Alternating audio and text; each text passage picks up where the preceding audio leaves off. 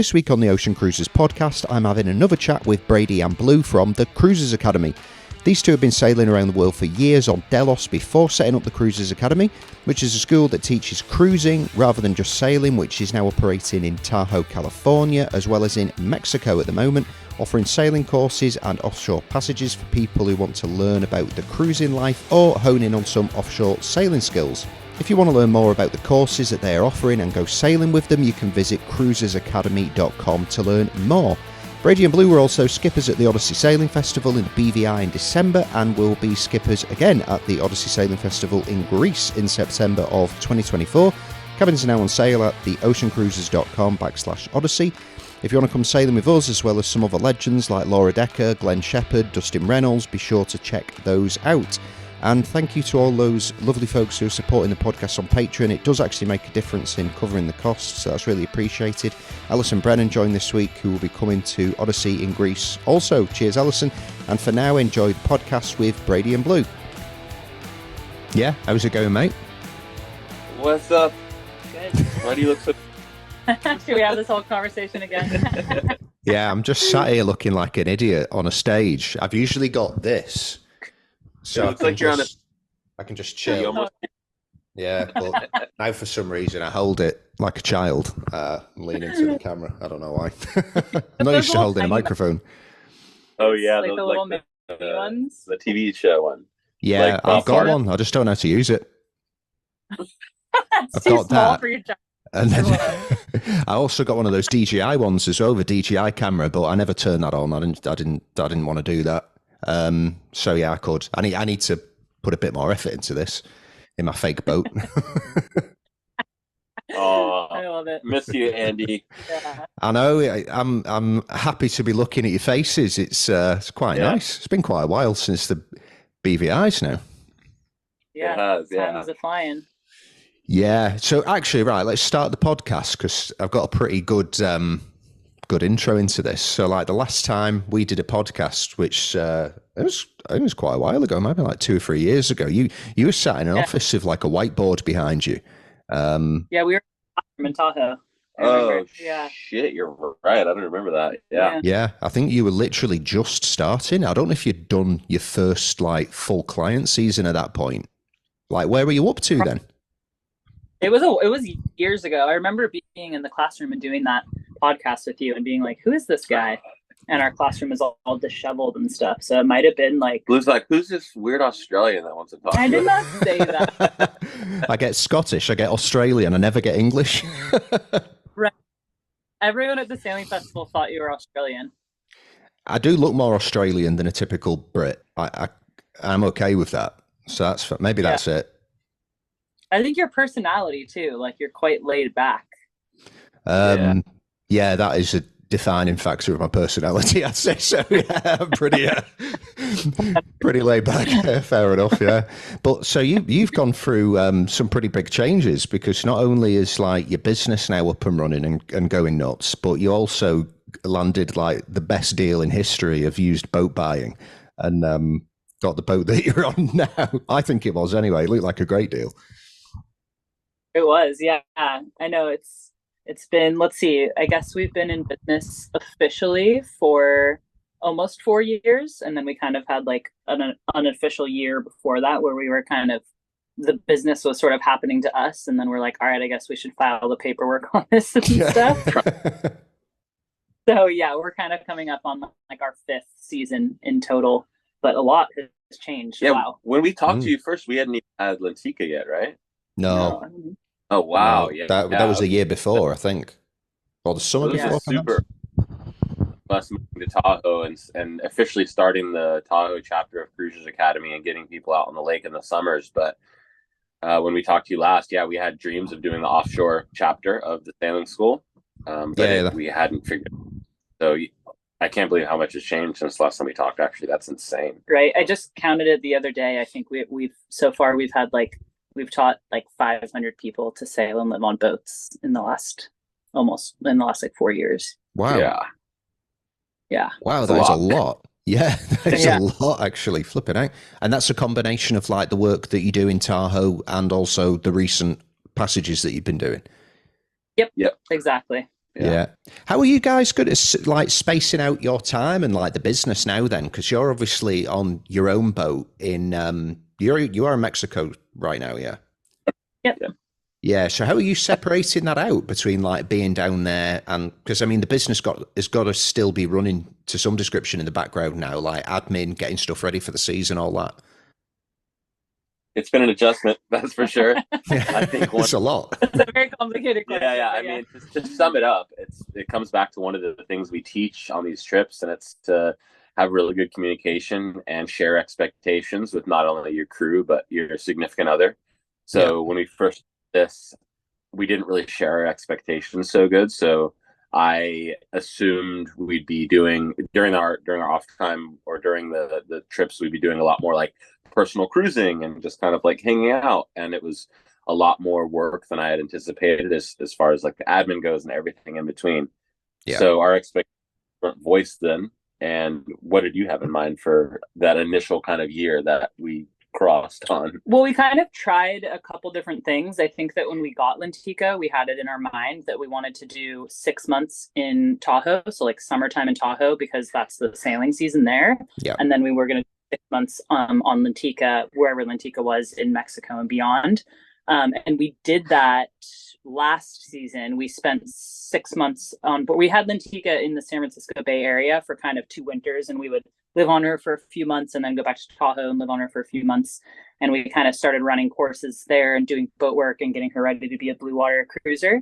And then we did a full 6 months on. We sailed her from San Francisco Bay down into the Sea of Cortez.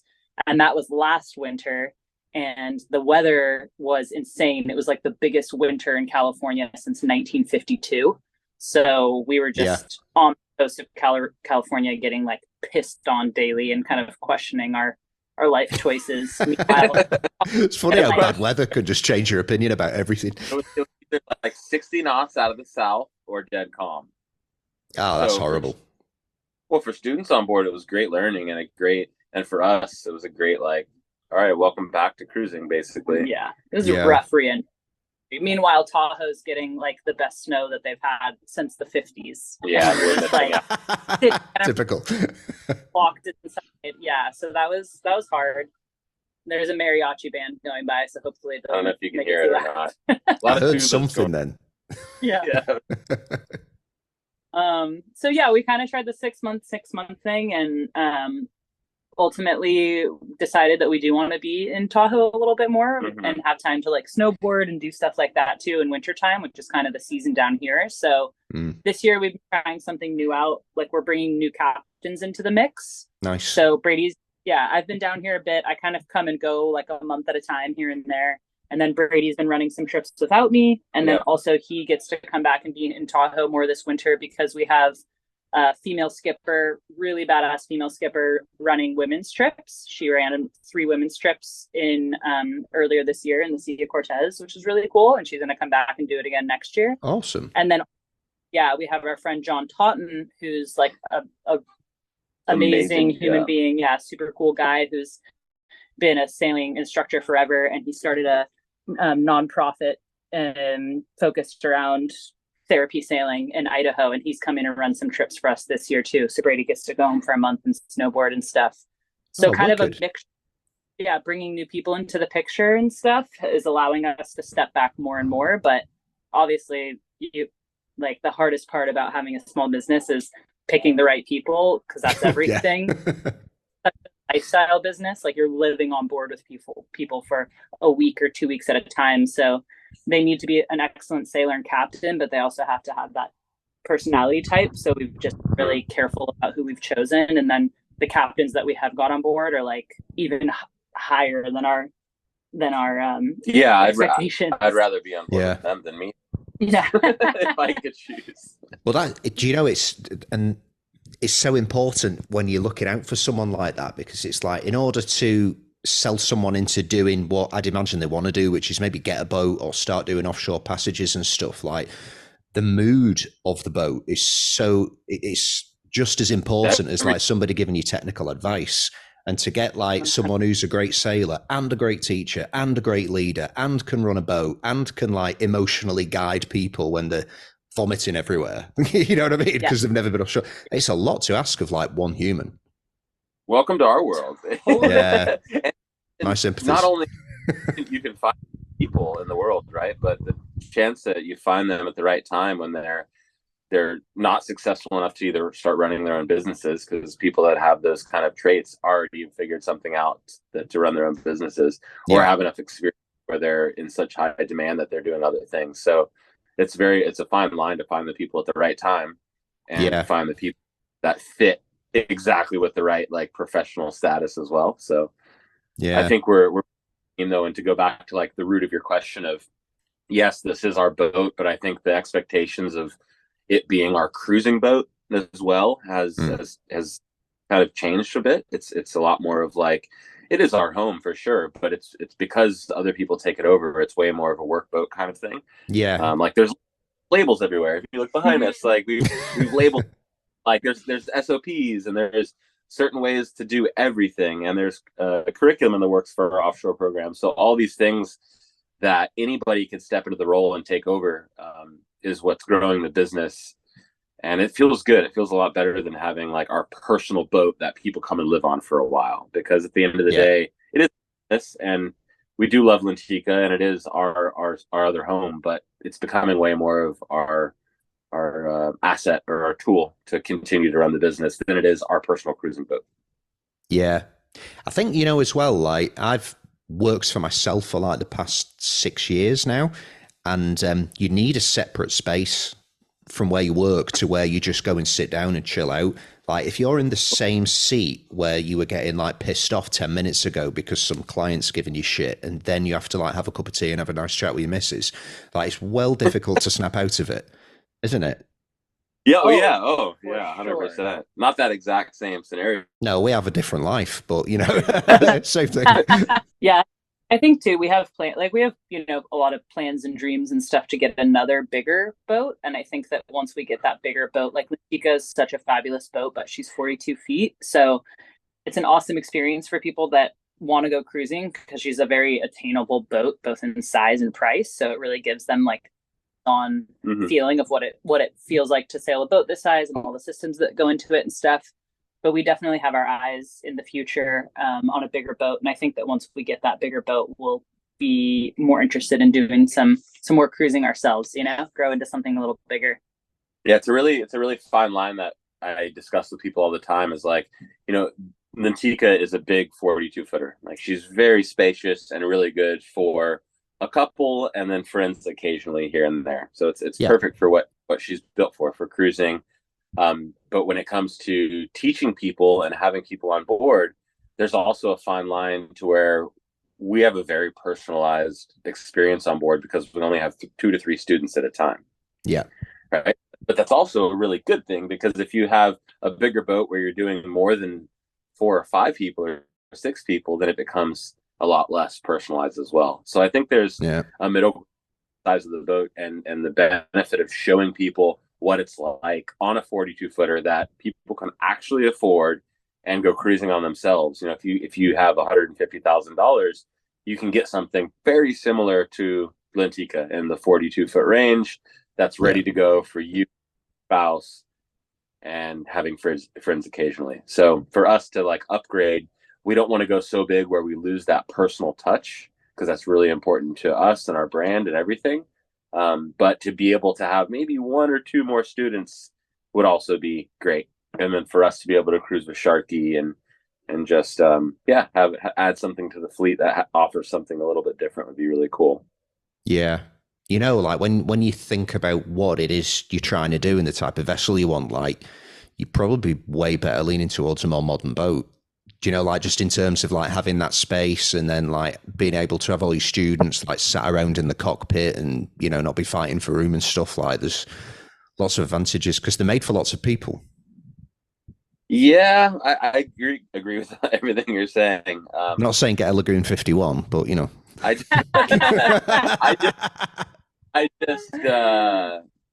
don't know. Yeah, I really love well-built classic style boats, not even classic. Yeah. I just say would say sailboat boats. I'm not going to say anything about anything else. What about your boat or anything? I'm just saying you have a great boat. I think mine's just on the precipice of being a piece of shit. I think if it was built 2 years later, it would have been crap. Because the next one is yeah. just straight through. Like, I think when people are shopping for a boat and they see, we'll just say it, like, you know, Benetos and Genoes and all the Sun Odyssey, all these things that have these big wide transoms and the beam carried all the way aft. They're great to look at, but I often tell people it's like IKEA. Sometimes there's a lot of things that the quality isn't there, and that's why they're at the price point that they are, is because the quality is not there. And if you're coastal hopping or cruising around the Caribbean, it's a great option. But for us, for ocean going blue water vessels, I really like something to be pretty bulletproof, you know? Yeah. So that middle ground, like you said, it would be way better. Like the charter boat kind of vibe would fit way more people. We'd be able to teach way more people, have more people aboard for a 42 foot. But as far as where we're coming from the Cruisers Academy, you know, like round the world crazy, like if you want to go into bigger weather stuff, we don't personally recommend something like that. Yeah, it's personal preference. Like personal cat versus mono, or, you know, do you want to have something that's smaller and maybe a little beefier, or newer and more spacious? It's all just personal preference, I think. Yeah, and just how often do you intend to actually use the boat that you've got, like in the middle of the Atlantic Ocean? Like most people just do not do this type of stuff anyway. So yeah, different boat for a different purpose. So what's it been like for you guys? Because like last time we spoke, you were just getting the business set up, and I know you'd done like other stuff since you left Delos and you left full-time cruising and all that, but you've gone from being like obviously joined at the hip because you shared a cabin on one boat to then like moving in with each other and then setting up a business and then setting up another business and then getting more animals. Like it's been a lot. Do you still get along? Do you still like each other after all this? We surprisingly, yeah. I hate being alone. So this works. But actually, you know, in the past couple months, especially this year, I've been telling Blue, I'm like, I really like my alone time, and she's so happy to hear that. So we are finding, we're growing, as partners, but also in the business as well. For the first year we moved to Tahoe, we shared a car. It was like a dinghy because I didn't know any better. It was just like, oh yeah, we have like what was it? A 2004 2005 4Runner that we shared for a year, and it was normal. This is the way it works. And then we got our own car. I was really sad. Like, what is it? We don't spend any time together anymore. Stupid. What? And then it was kind of in the background being super patient. Like, no, this is how it works. Like, you're supposed to have two cars and do separate things separately. So I think over the years I've gotten better at that, and it is really nice because then we can miss each other. Yeah, like, to be apart. Good point. Yeah, it's a work in progress for sure, and I think that every chapter of our life is like a new challenge in that, because like, you know, our business partners, and then we're also like roommates and all this stuff, and we live on a boat together in small spaces, and we're together so much. And I think that as time has gone on, we've gotten better at carving out, like, you know, we've made rules. Like if we're out to dinner, we'll ask each other like, oh, can I talk about something about the business right now? And then the other person can say yes or no, because otherwise it just consumes your entire life. Because, totally. You know, or from the time you wake up to the time you go to sleep, you're constantly thinking about the business. That's just the way it is. You don't clock out, and you oftentimes don't get to go home because you work where you live a lot of the time, right? So I think we've gotten better at like kind of building different boundaries and parameters and stuff like that. And I mean, when Brady came down and did boat work this October, he came down 2 weeks before I did to Mexico, and I was like, whoa, this is the first time I've actually been by myself in like since we've met, like almost 7 years ago. Really? Which was crazy. I mean, like maybe we've been apart for a weekend or something like that. Yeah, a couple days if I go to or something. But and like it's nice. And it's not because I don't love it. It feels so good to just have a little bit of alone time. Like it's really good. And then I'm like, oh my God, I miss you. Like I've never been able to miss you before because we're just always together. We do everything together. So we weren't really sure how that was go this year, having time apart, and it's good. It's only like a few weeks at a time here and there, you know? Totally. Yeah. And from like the work aspect side of it, I think it's like a double-edged sword of cutting that time off, because I think the reason why we're able to find success in things is because we never turn off. So like it'll be 9 p.m. we're going to bed. It's like, oh, I have this idea. What do you think about this? And then boom, we bounce back and forth for an hour. Yeah. And we get accomplished. So that's great that anytime you have inspiration, you can kind of bounce it back and forth. But then on the other end, it's the complete opposite, where you're just like, I just like to hang out and have, you know, a girlfriend or a boyfriend for the night, not a business partner all of a sudden. Yeah. So times and kind of coming back to communication of being like, is it okay to ask you a question about work right now? And a lot of times one of us will be like, no, I'm done for the night. I'm clocked out. Like after 5 p.m. just, and then sometimes we both say no. And then it's like, cool, no worries. I'll ask you in the morning. But if we're like, yeah, I'm kind of interested, let's talk about it, then it can go the other way. So yeah, it's a challenge, constant work in progress. Yeah, that's really, really good. Yeah, cool. So just in regards to like goals and stuff like that, because like last time we spoke, your goal was to like, you know, get the Cruisers Academy set up, and you did that. And then like you did like the next thing that you thought was, I think, a bit more distant at that point, which was like get an ocean boat. So you've ticked that off the list. You came to the Odyssey Festival, so you can take that off the list. Thank you.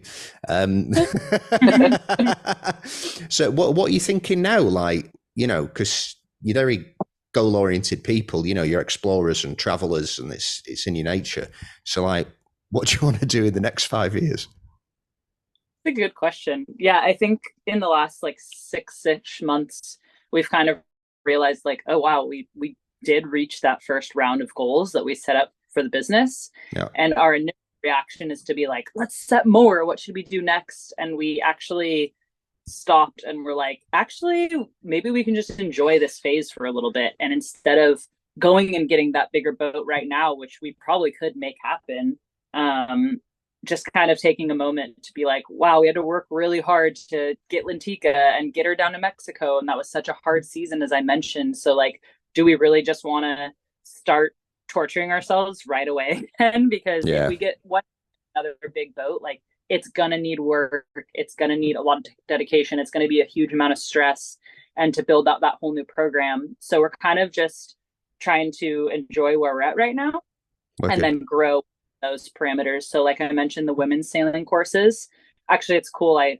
counted this the other day. We had in this season, we actually had more women join the offshore program than men by one. Yeah, which is so cool. And part of that was because Captain Heather Richard ran like 3 women's courses. But our first season, we had like our first offshore season, we had 1 woman join, and it was with her husband. And then it was men, which is obviously, you know, a bigger portion of the sailing community in general. It's just like a more male dominated sport, but to have so many women join has been really cool. So we want to build that program out with her, and then continue to like bring other captains into the picture. We're saving for that big new boat, still trying to put videos out on YouTube. And then we started a nonprofit too. Do you want to talk about the nonprofit a little bit? Yeah, that's not doing So another thing you did. Always, what is it? Try and go towards this contentment, right? And what is contentment of like just being happy with where you are? And it's another double-edged sword, because if you're content, you kind of don't push yourself further, and you don't grow a business or grow relationships or grow things more and more and more, which can lead to more success. But also, if you're just content, then you can just be happy, apparently. But so what we're working on is a balance of those for the next goals, I think. I mean, for us specifically, my huge goal after leaving Delos was to have a home base in the mountains and have a garage and put stuff in the garage, and then have a boat somewhere else in a warmer climate, and being able to go between the two and somehow make a living doing that. And somehow that has worked out. Like it's really gotten to the point where we're there, and I can't believe I can believe it. Actually, it was a lot of work. Probably works really hard for it, so that's probably why it happened. a lot of things in our relationship and all, it's all hard work along the way, right? Like we've been through a lot of struggles along the way.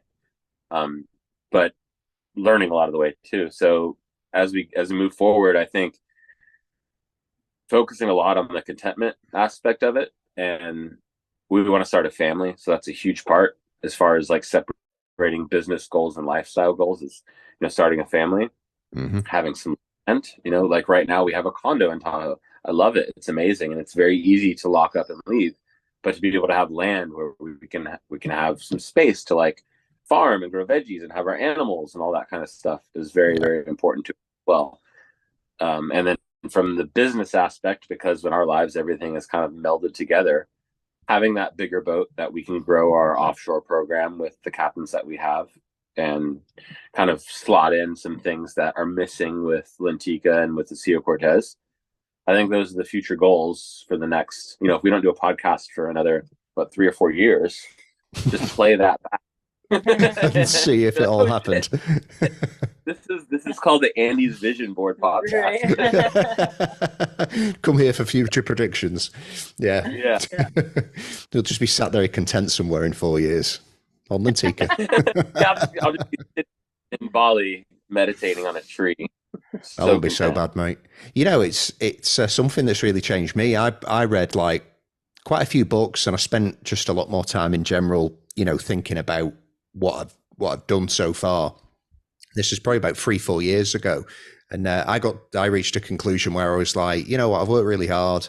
I've earned enough. I've had things. And now I know that things aren't really worth anything. So forget it and just focus on like just being happy in the moment. And it's actually a lot easier to reach that conclusion once you become a parent, because becoming a parent immediately, a moral person would immediately disregard a lot of their own personal interests, because it just changes. Something inside you changes immediately. You forget about your own stuff and you just want to focus on the kid all the time. It's a natural thing.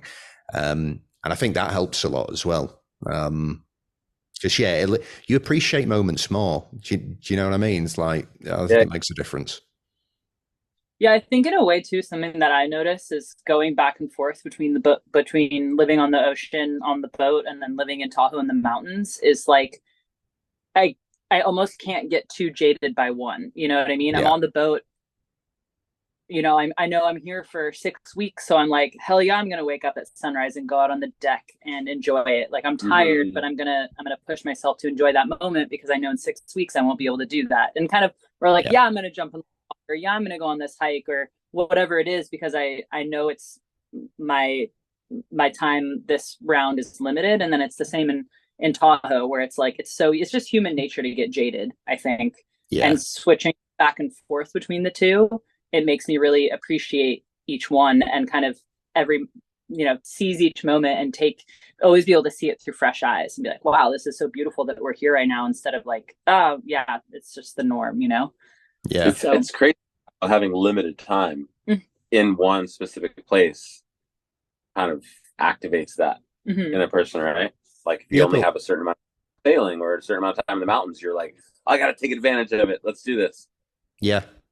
But really, at the end of the day, we have a limited time on Earth. So. I know, but I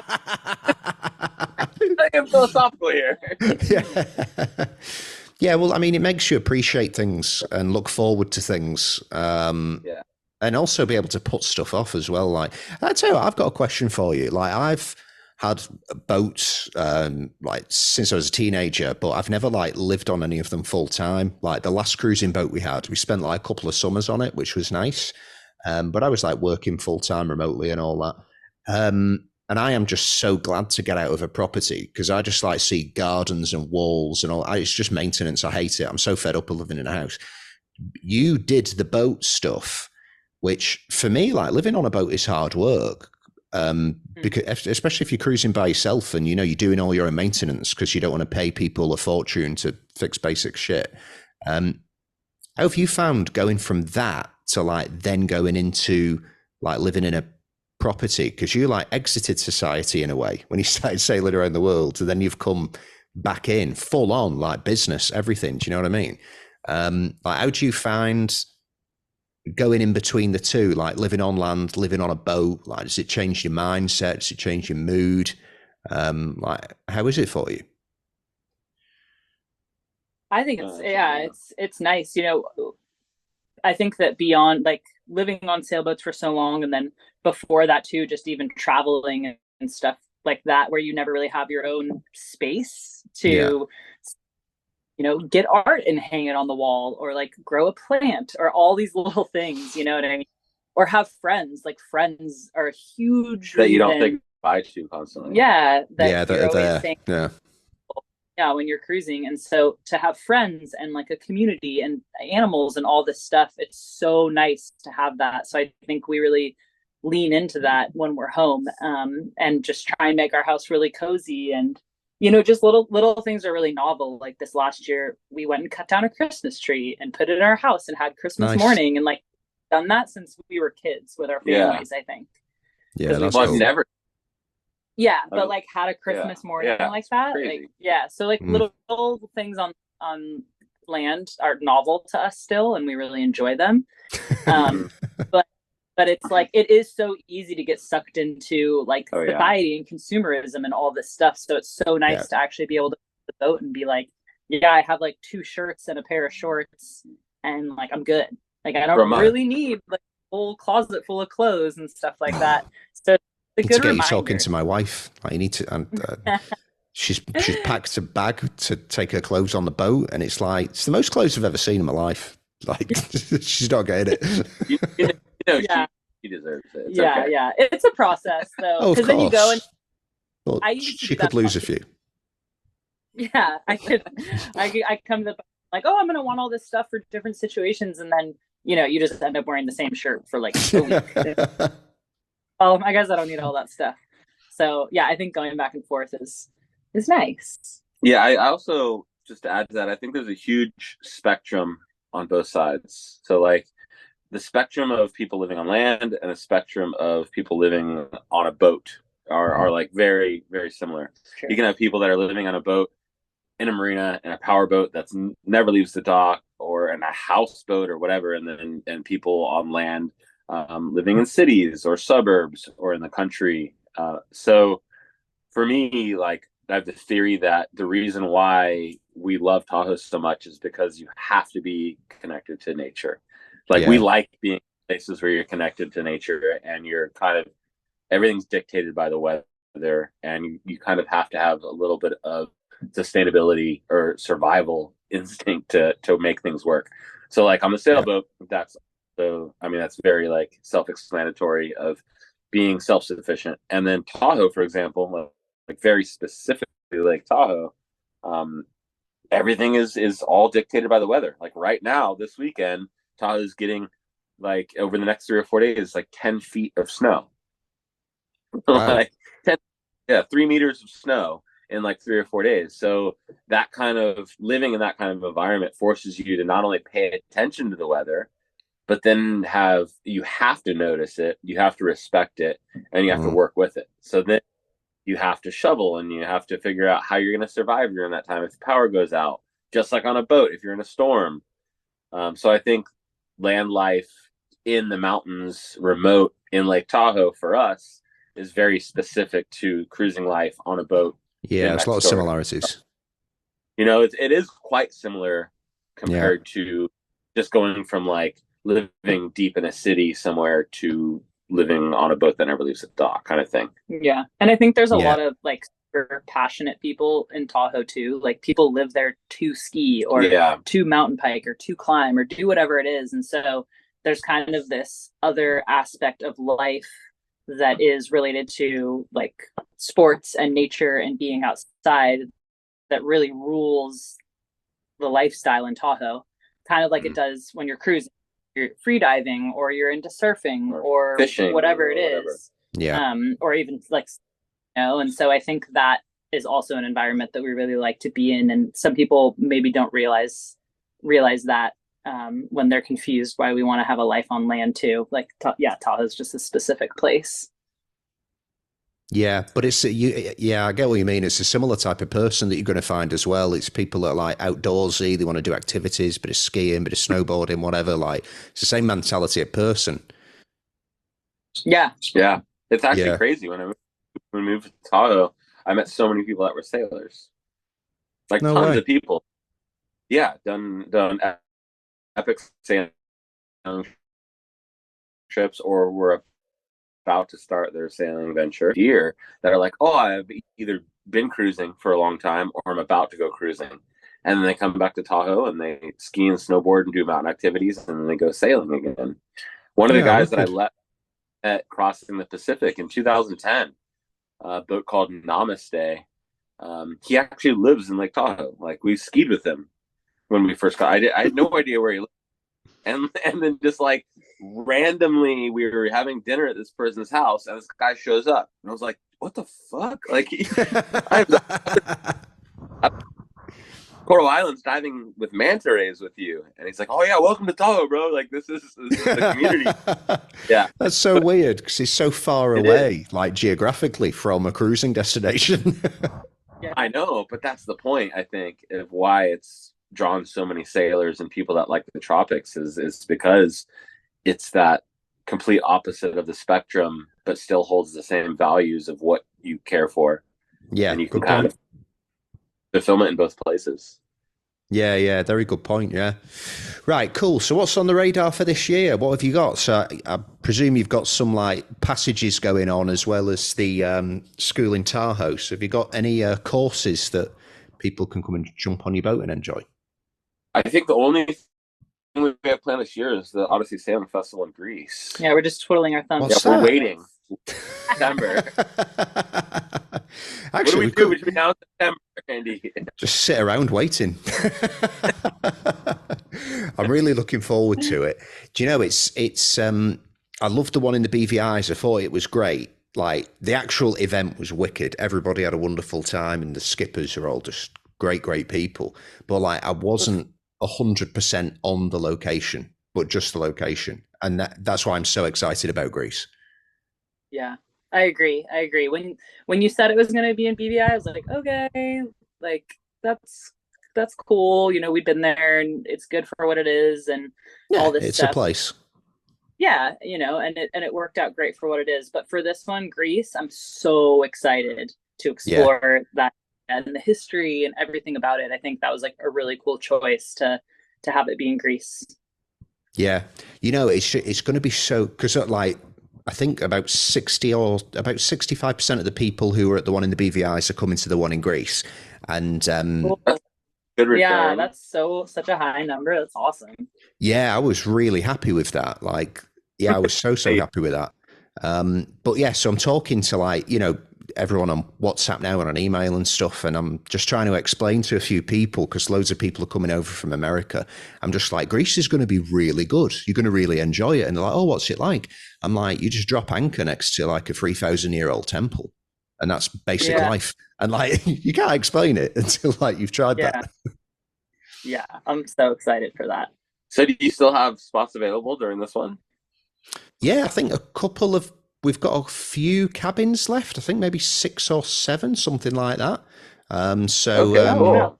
Yeah, there's a few. I know your boat is full, and then Tripp and Kiera's boat is full with I think mostly everyone from the last one also. So yeah, it's a pretty good testimonial. I think everybody that went on your boats wanted to come back to this. Well, hopefully after this podcast, everything will be full. By the time people are listening to this, they've already missed out.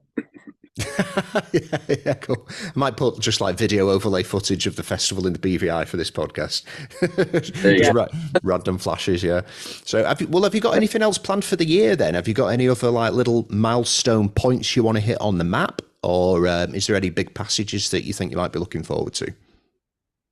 Yeah, we have so right now we're in Mazatlan, which is on the mainland side of Mexico, like further south in the Sea of Cortez. Yep. So we brought Lentica down here because this time of the year in the Sea of Cortez can be like a little bit chilly. Or when we were in La Paz last February, it was blowing 30 knots every single day out of the north. So, and it was like cold. So we're like, all right, let's go explore somewhere else during this time. And then this year it's quite pleasant up. Yeah, so but it's everything's hit or miss. So it's been really cool to explore down here. Like, we're in a big city at a marina right now, and then there's some islands offshore that we've been exploring, and then we were down in La Cruz, and we were actually just with like 5 other sailing YouTube channels and just people that like we're like super close with, but we only see it like boat shows or chat online, and we're like really close friends with.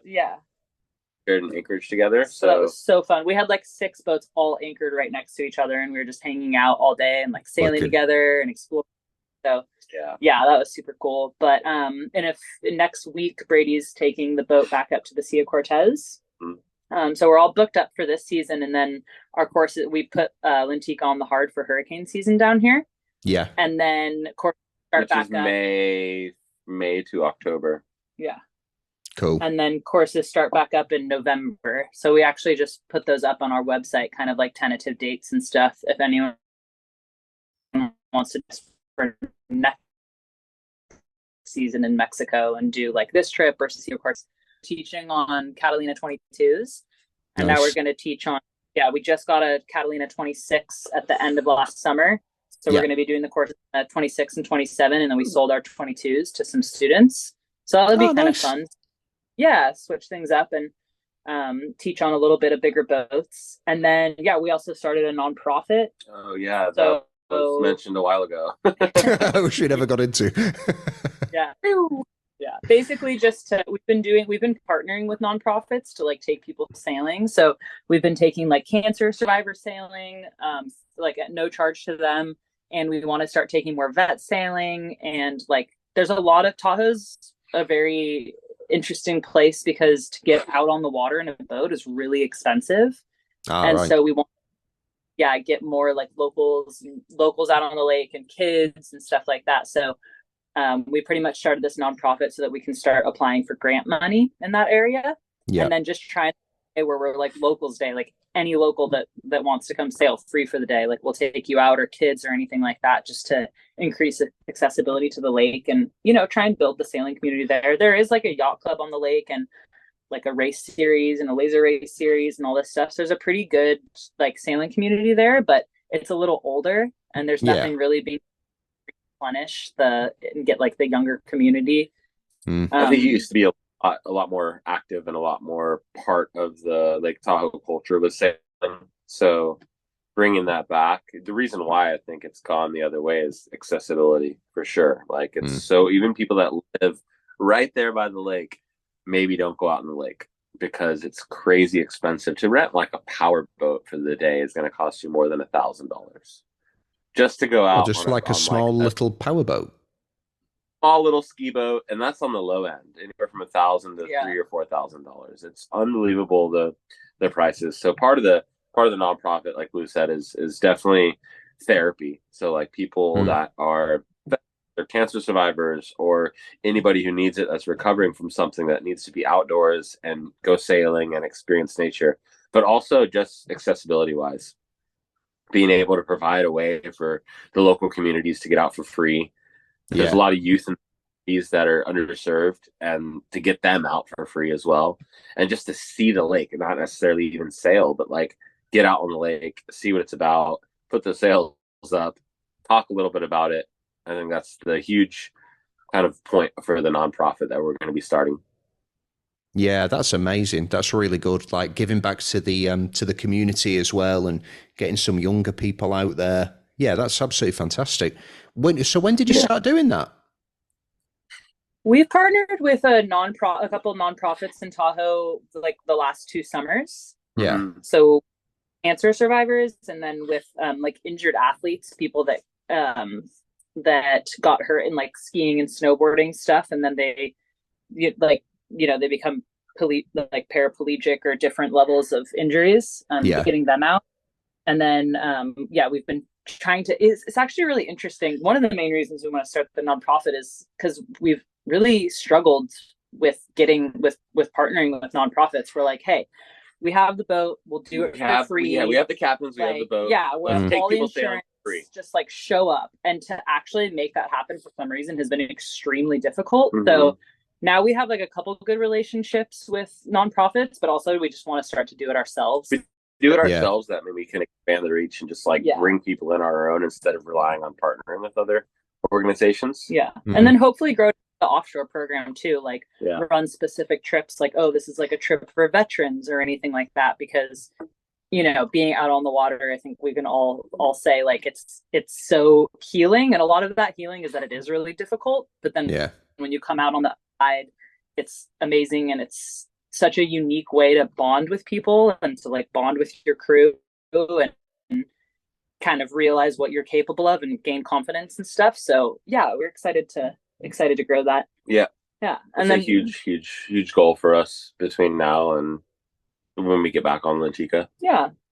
And then we're going to do some boat shows this year too, like both in the bay. We're going to do the Svensson Spring Fling, and actually get like a booth at the Annapolis Boat Show. Like, it's kind of funny, yeah. Get a Cruisers Academy booth. No instead way. of just like running around and drinking 10 million, what are they called? Painkillers? Oh my God.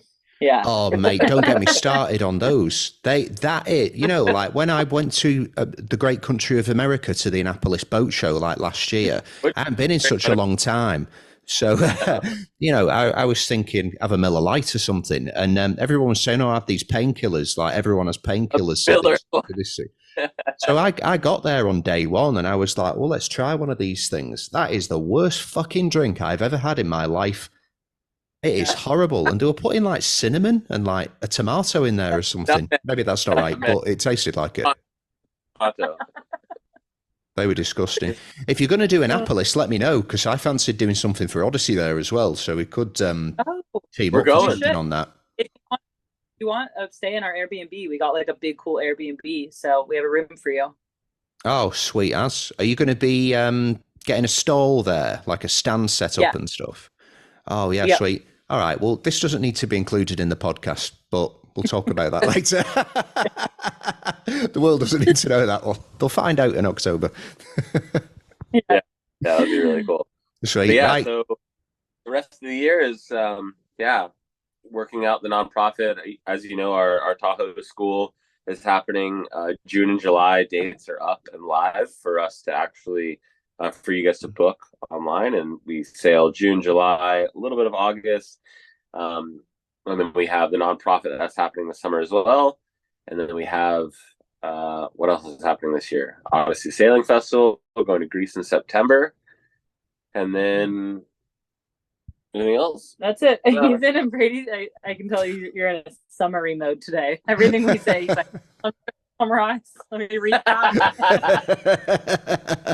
All right. I think it might be time for a painkiller. Summarize this podcast here. What we've talked about is we're taking notes afterwards, writing it all down.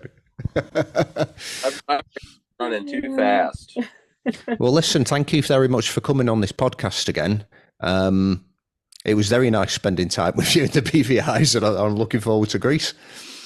Yeah, we love you, Andy. You're the best. It's so fun. It was so fun hanging in person, and I don't know, looking back on that first podcast we did with you, and like we didn't really know you, and then now here years later, it's like it's fucking awesome. You're one of our favorite people ever. Totally. Oh, cheers, guys. Same at you as well. Me and Hibber have this conversation quite often, whenever you pop on the TV, because you do often. Oh, actually, thank you for making some more YouTube videos again, because that was something that I used to spend a lot of time doing, watching you guys sail around.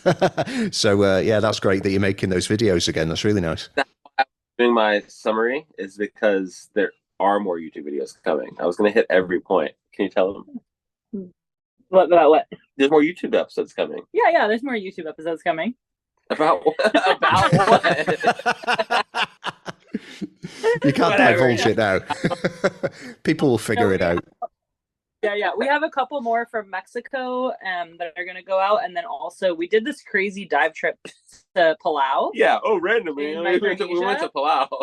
Yes. And we did we filmed there, and they've been sitting on a hard drive for over a year. But when I get home, I'm going to start editing those and put those out. So those will be fun. I don't know. Have you ever have you ever been anywhere in that part of the world, like in Micronesia zone?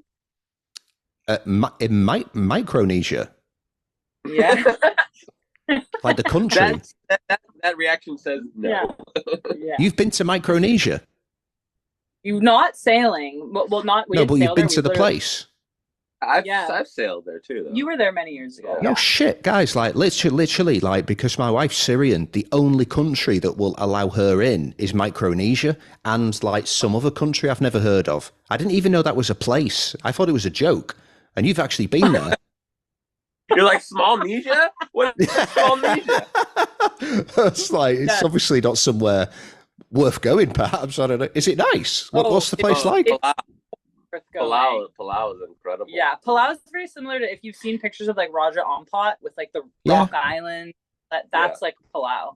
So yeah, this series will be perfect for you because you can learn about Micronesia. Oh, I'll show Hibba where she's allowed to go on holiday. I'll be like, this is the nice country where they'll take you. I'll show her that one. All right, have a good day, guys. Yeah. Thanks. See you later.